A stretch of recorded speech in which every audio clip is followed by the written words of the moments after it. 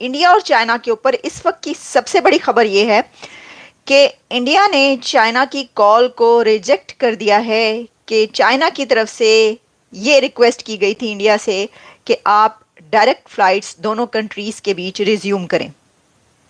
तो इंडिया ने चाइना को ना कर दी है, नो बोला है। इंडिया ने चाइना को यह कहा है कि इंडिया और चाइना के बीच फ्लाइट्स रिज्यूम उस वक्त तक नहीं हो सकती जब तक बॉर्डर डिस्प्यूट रिजॉल्व नहीं होता। अच्छा, मुझे ये इल्म नहीं था कि इंडिया और चाइना के बीच फ्लाइट्स डिस्कनेक्ट हैं, फ्लाइट्स नहीं चल रही, डायरेक्ट फ्लाइट्स बंद की हुई हैं इंडिया ने।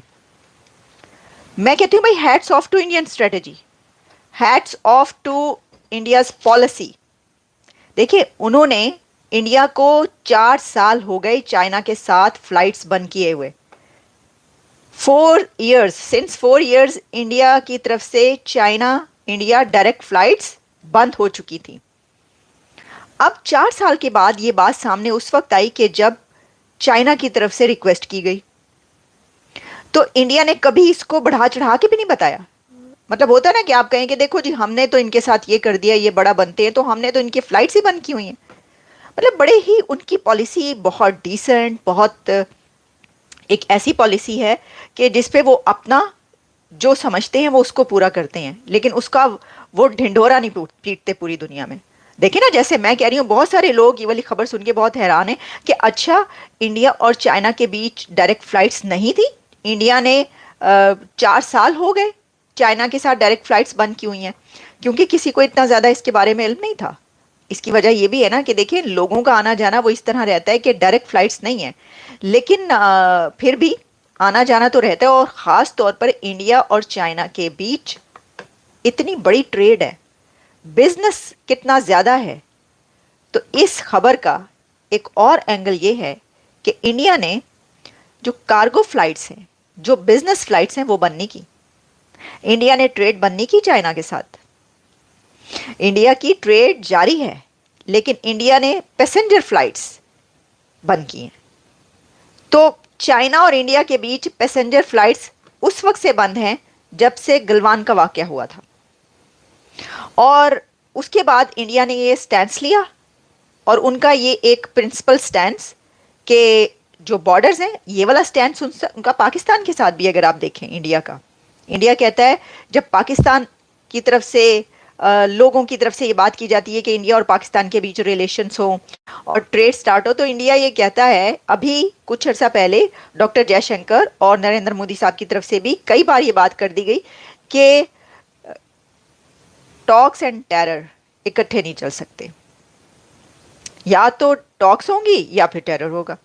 तो वो ये जो बात करते हैं, वो कहते कि नहीं, जब तक कोई ऐसा हम इसको रिजॉल्व नहीं कर लेते, इस डिस्प्यूट को, कि जो होता है, उस वक्त तक हम ये नहीं हो सकता कि एक तरफ से दहशतगर्दी भी जारी रहे और दूसरी तरफ से जो है वो हम ट्रेड भी स्टार्ट कर दें। तो ये स्टैंड सिर्फ चाइना के साथ नहीं है, इसीलिए मैंने कहा कि इंडिया का ये एक प्रिंसिपल स्टैंड है, एक प्रिंसिपल स्टैंड है। और आपको पता है कि इंडिया और चाइना के बीच कोई 400-500 फ्लाइट्स हुआ करती थी। पैसेंजर फ्लाइट्स की हम बात करें, 400-500 पैसेंजर फ्लाइट्स इंडिया और चाइना के बीच चला करती थी, क्योंकि बड़ी तादाद में स्टूडेंट्स इंडिया से चाइना जाते हैं और चाइना से इंडिया जाते हैं। तो दोनों का जो स्टूडेंट एक्सचेंज है वो काफ़ी ज़्यादा है। और जाहिर है कि फिर जब इस तरह होता है तो फिर रास्ते तो इसी तरीके से बंद हो जाते हैं और स्टूडेंट्स या लोगों का आना जाना हो सकता है। ये हो सकता था कि इंडिया ये कहता है कि देखें, ऐसा करते हैं कि कम कर देते हैं, या हम जो फ़्लाइट्स है वो सिर्फ स्टूडेंट्स आ जा सकते हैं, हम स्टूडेंट्स को ये कहते हैं कि आपको हम ये फैसिलिटी दे देते हैं। नहीं, ऐसा नहीं किया इंडिया ने। और ऐसा किस लिए नहीं किया, ये भी मैं आपको बताती हूँ।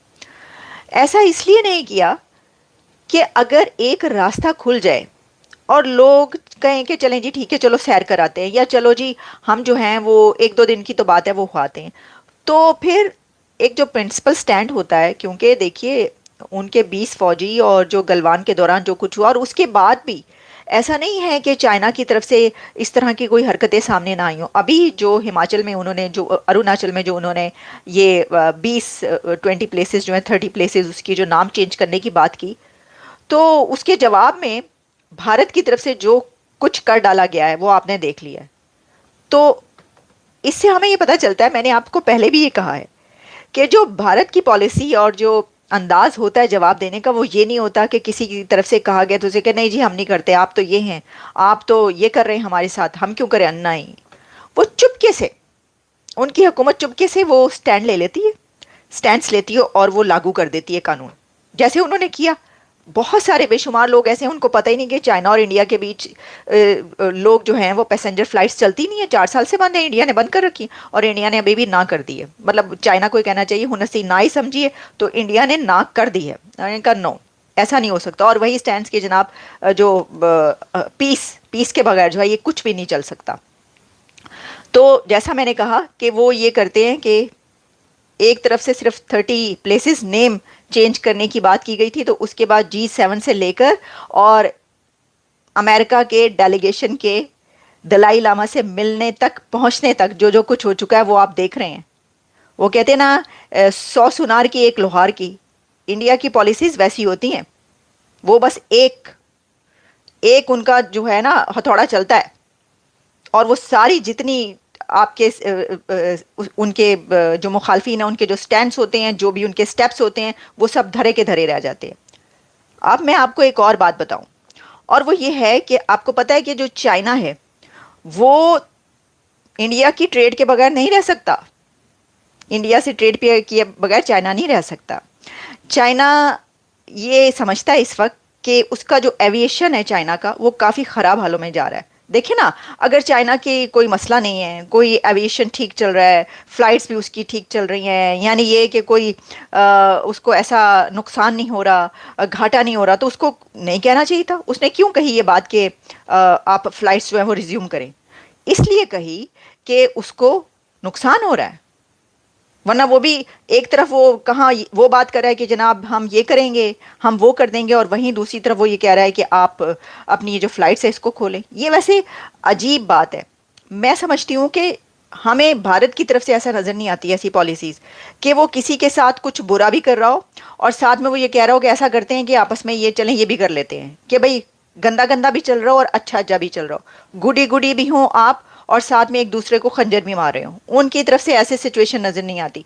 वो ये करते हैं कि पहले आराम से देखते रहते हैं और उसके बाद वो ऐसा एक स्टैंड लेते हैं कि फिर वो लगा बता देते हैं। अब चाइना की तरफ से ये कहना कि अभी चाइना की तरफ से कोई शी जिनपिंग से ये पूछे कि अभी आपने कुछ दिन पहले ये कहा उनको कि जनाब हम 30 प्लेसेस के वो कर रहे हैं, नेम चेंज कर रहे हैं, और साथ ही अब आप ये कह रहे हैं कि भाई फ्लाइट शुरू कर दो प्लीज़, इंडिया हमारे साथ फ्लाइट स्टार्ट कर दो, हमें बड़ा घाटा हो रहा है और जो पैसेंजर फ्लाइट्स हैं वो तो चलनी चाहिए, बड़ा ज़रूरी है इसके लिए, स्टूडेंट्स को भी जो है मौका मिले, लोगों को भी मौका मिले आने जाने का। तो एक तरफ आप आई टू आई कांटेक्ट भी चाह रहे हैं, चाइना एक तरफ इंडिया के साथ आई टू आई कांटेक्ट चाहता है और दूसरी तरफ वो उसके साथ पंगा भी ले रहा है, लड़ाई झगड़ा भी कर रहा है, प्लेसेस के नाम भी चेंज कर रहा है। तो फिर भारत की तरफ से वही जो 100 सुनार की और एक लोहार की एक ऐसा हथौड़ा बड़ा है कि उन्होंने G7 से लेकर अब तक आप देख लें कि क्या क्या कुछ हो चुका है। वहाँ पर दलाई लामा जी जो हैं उनके साथ मिलने के लिए पहुंच चुके और अब हिज होलीनेस दलाई लामा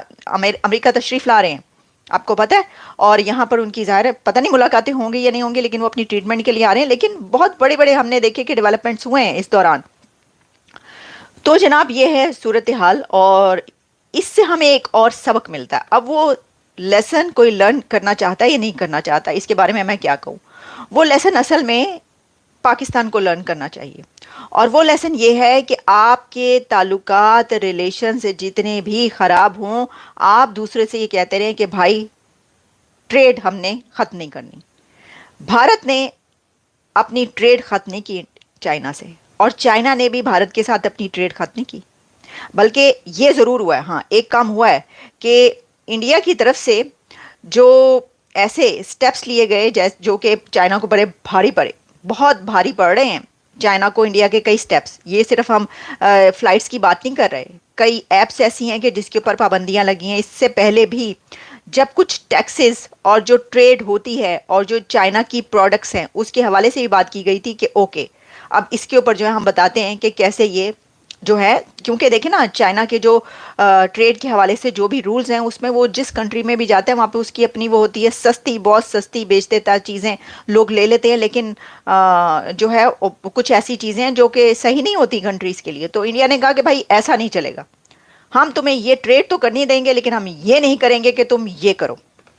और यहाँ पर आकर जो है तो इंडिया के ने काफ़ी ऐसे स्टेप्स लिए थे कि चाइना को ये कहना पड़ा था, चाइना को लेने के देने पड़ गए थे, और चाइना ने कहा कि प्लीज़ देखिए, आप हमारी ट्रेड पर जो है ये नहीं कर सकते, आप ट्रेड पे बात नहीं होगी और वो चलने दें।